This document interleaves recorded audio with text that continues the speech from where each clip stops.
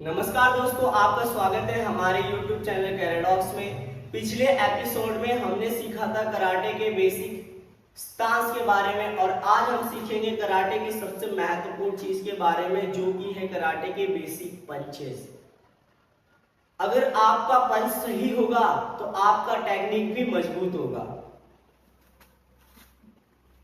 अब आ जाते हैं कि पंच है क्या, जुकी है क्या।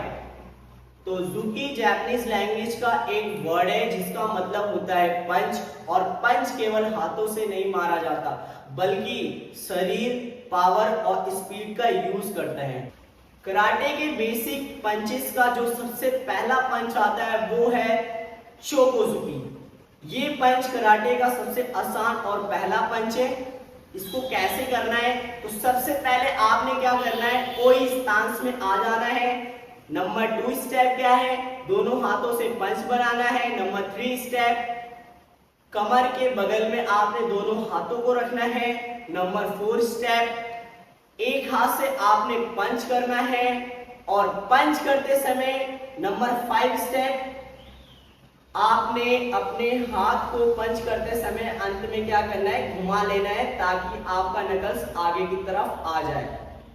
और 4th स्टेप, जब भी आप अपने पीछे वाले हाथ से पंच करें तो सामने वाला हाथ आपका पीछे चला जाएगा, कुछ इस तरीके से। नंबर 7 स्टेप, आपने पंच करते समय सांसों को छोड़ना है, यानी कि कियाई निकालना है। ये कराटे का मोस्ट इंपॉर्टेंट पार्ट है। जब आप कियाई निकालते हैं तो आपका बॉडी मसल्स क्या होता है, टाइट हो जाता है। ठीक है, तो पंच करते समय आपने कियाई को भी ध्यान रखना है। सेम अभी आप देखें, है ना, किए किए किए किए। तो ये हमारा कराटे का बेसिक पंच नंबर 1। अब आ जाते हैं कराटे के नंबर 2 का बेसिक पंच क्या है, तो वो है गैकुजुकी। गैकुजुकी कराटे का पावरफुल पंच है। और करना कैसे है, तो सबसे पहले आपने क्या करना है, फ्रंट स्टांस बना लेना है। एक लेग आगे और एक लेग पीछे, जिसको हम जेन कुशकुदाची कहते हैं। तो एक लेग आगे और एक लेग पीछे। आगे वाले लेग का जो नी है वो बैंड रहता है ताकि आपको अपना टो ना दिखे, और पीछे वाले लेग का जो नी है वो स्ट्रेट रहता है। नाउ एक हाथ सामने और एक हाथ पीछे, यानी फ्रंट लेग और फ्रंट हैंड का आपने यूज करना है। साथ में हिप रोटेशन का भी ध्यान रखना है पंच करते समय।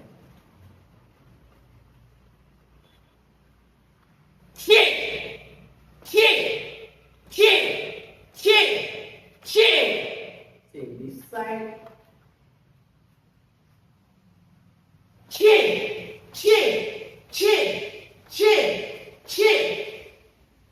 तो ये हमारा कराटे का बेसिक पंच नंबर 2 था। अब आ जाते हैं कराटे के बेसिक पंच नंबर 3 पे।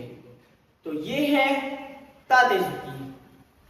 इस पंच को हम वर्टिकल एंगल में मारते हैं, यानी जब भी हम अपने रिस्ट को रोटेशन देते हैं तो फुल रोटेशन देते हैं जब हम गैकुजुकी और शोकोजुकी मारते हैं। लेकिन तातेजुकी में आपने क्या करना है, अपने रिस्ट को हाफ रोटेशन देना है और नकल्स आगे की तरफ रहेंगे और 2 नकल से आपने अटैक करना है। ठीक है, सेम आपने क्या करना है, वही दाची बना लेनी है। नाउ नंबर 2 का स्टेप होगा, दोनों हाथों को कमर के बगल में रखना है। नंबर 3 स्टेप होगा, पंच करते समय आपने हाफ रोटेशन देना है अपने रिस्ट को और आगे के 2 नकल से अटैक करना है। सेम कियाई का ध्यान रखना है सभी पंचेस में।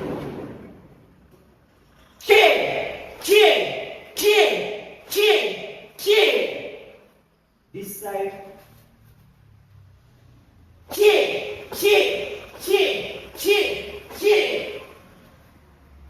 तो ये थे हमारे कराटे के 3 बेसिक पंच। अब आ जाते हैं कि पंचेस के रूल क्या है। तो सिंपल सा रूल है। नंबर 1 रूल, जब भी आप पंच को बनाएं तो ढीले हाथों से पंच नहीं बनाएं और खोले नहीं, बंद होना चाहिए आप पंच।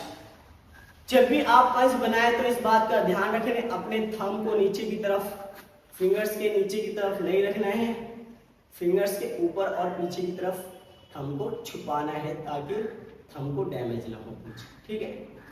और नंबर 4 का जो हमारा रूल है वो क्या है, जब भी आप पंच करें तो अपने हिप रोटेशन का ध्यान जरूर रखिए पंच के समय।